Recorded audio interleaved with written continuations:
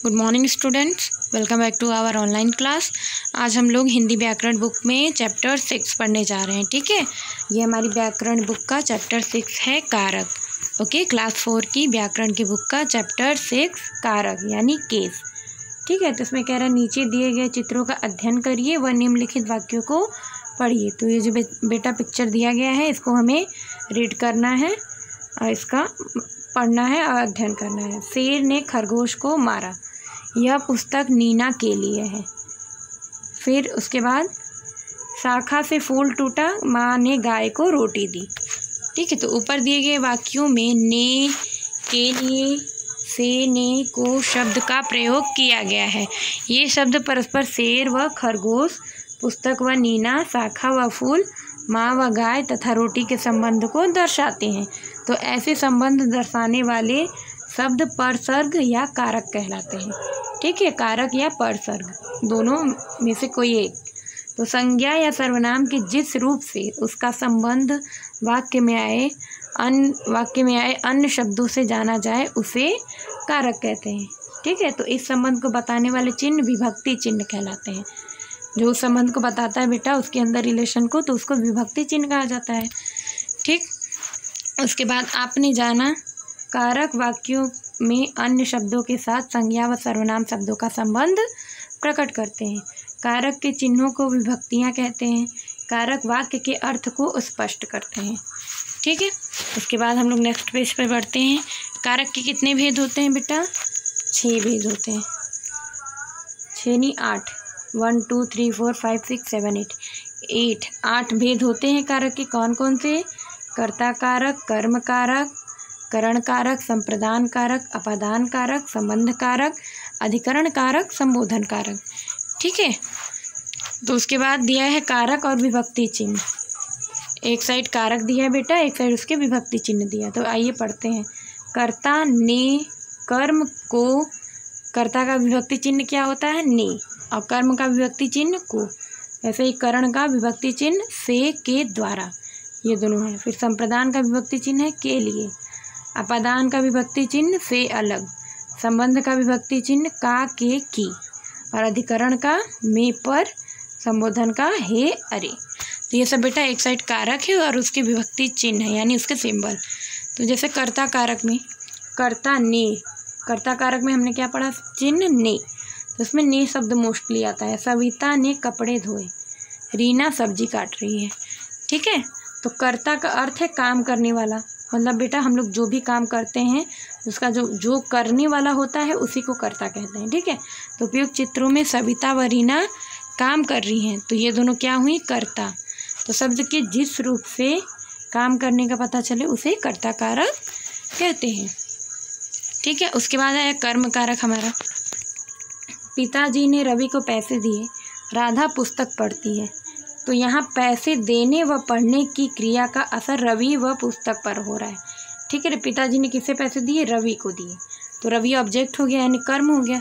और राधा क्या पढ़ी है? राधा पुस्तक पढ़ी है। तो पुस्तक क्या हुआ? रवि व पुस्तक पर क्रिया का असर हो रहा है। तो जिस वस्तु या व्यक्ति पर क्रिया का असर पड़े उसे कर्म कारक कहते हैं। मतलब जो काम दूसरा जिसके द्वारा हम कोई काम करते हैं वो कर्म कारक कहलाता है। थर्ड है हमारा करण कारक। करण कारक में सुप्रिया कलम से लिखती है। इसमें से शब्द का चिन्ह होता है बेटा। वैसे सुनार सोने से आभूषण बनाता है। तो यहाँ कलम व सोने के माध्यम से काम हो रहा है। मतलब करण यहाँ से किससे काम हो रहा है? कलम से। और यहाँ किससे आभूषण बन रहा है? सोने से।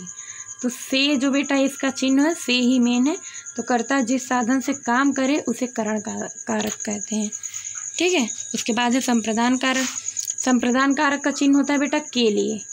जैसे आप देखेंगे ना, इसमें शीला माँ के लिए पानी लाई, आकाश के लिए फल लाओ। तो यहाँ माँ व आकाश के लिए काम हो रहा है। किसके लिए काम हो रहा है? माँ व आकाश के लिए। तो कर्ता जिसके लिए काम करे उसे संप्रदान कारक कहते हैं। मतलब कर्ता जो होता है वो जिसके लिए काम करता है उसको संप्रदान कारक कहते हैं। उसके बाद है अपादान कारक। अपादान कारक में पेड़ से फल गिर पड़ा, मोहन साइकिल से गिर पड़ा। तो बेटा इसमें भी से होता है, बट ये इस से का मतलब होता है किसी चीज़ से अलग होना।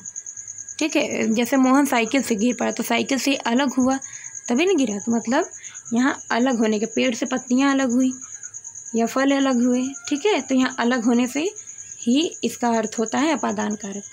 यहाँ पेड़ से फल का व मोहन का साइकिल से गिरना यानी अलग होना पता चलता है, तो ये अपादान कारक है। संज्ञा के जिस रूप से किसी वस्तु से अलग होने का पता चले उसे अपादान कारक कहते हैं।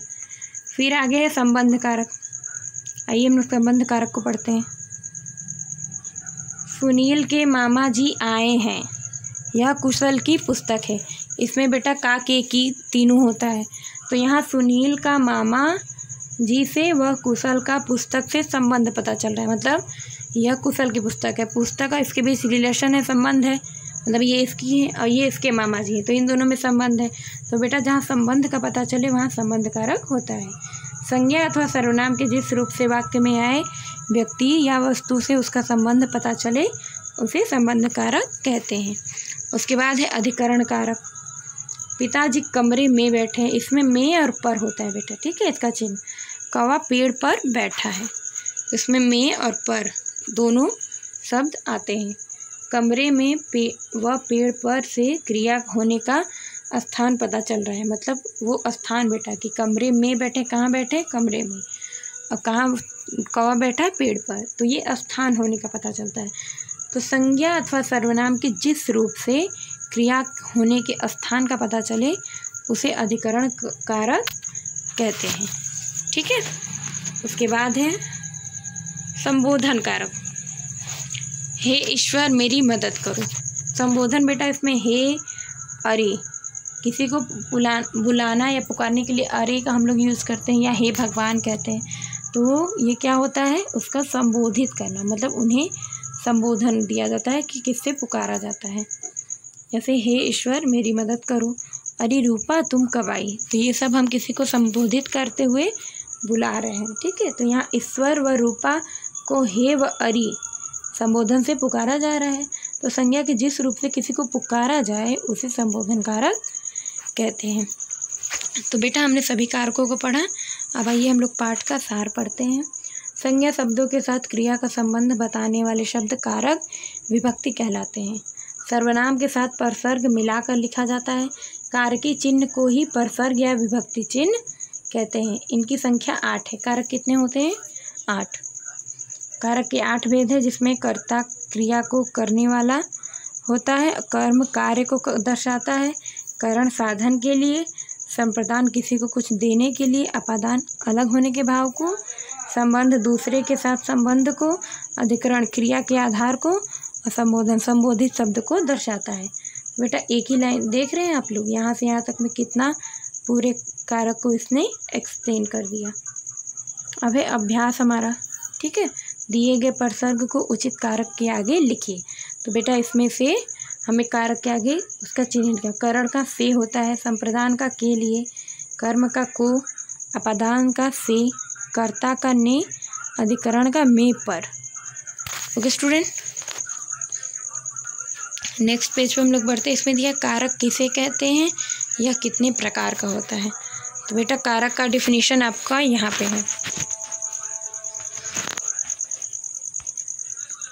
ठीक है। ये जो दिया है इस बॉक्स में ना, तो आप लोग वहाँ से इसे राइट करेंगे। ये कारक किसे कहते हैं? संज्ञा सर्वनाम के जिस रूप से उसका संबंध वाक्य में आए अन्य शब्दों से जाना जाए उसे कारक कहते हैं, ठीक है। तो ये आप लोग क्वेश्चन यहाँ पे फिल कर लीजिएगा। ओके स्टूडेंट, फिर कह रहा है ये कितने प्रकार के होते हैं? ये 8 प्रकार के होते हैं, ठीक है। तो आपको यहाँ पे ये क्वेश्चन आंसर फिल करना है। फिर दिया है वाक्यों में रेखांकित शब्दों के कारक का नाम बताइए। तो मैंने बेटा आपको कारक एक्सप्लेन कर दिया। गोपाल बस से जा रहा है, तो बेटा यहाँ से है, तो से कौन सा कारक होगा, ठीक है। वैसे राम ने रावण को मारा, तो ये बेटा आपको HW है, इसे आपको समझ के करना है। फिर दिया है निम्नलिखित वाक्यों में कर्ता छाँट कर लिखिए। तो इसमें से कर्ता छाँट कर लिखना है बेटा। जैसे मीरा बाजार जा रही है, तो कौन जाती है? मीरा। बालिका फल काटती है, तो इसमें बालिका करता है। इसका पहला सारा वर्ड बेटा करता है, तो इसलिए इस साइड मैंने राइट कर दिया है। आप लोग भी अपनी बुक में राइट कर लीजिएगा। उसके बाद बौद्धिक प्रश्न है। दिए गए चित्रों पर एक छोटी सी कहानी लिखिए। वह उस कहानी में से कारक शब्द छाँटकर रेखांकित कीजिए। तो बेटा ये एक्टिविटी है, तो इसे आपको खुद से करना होगा। ये क्या है? एक प्यासा कौवा।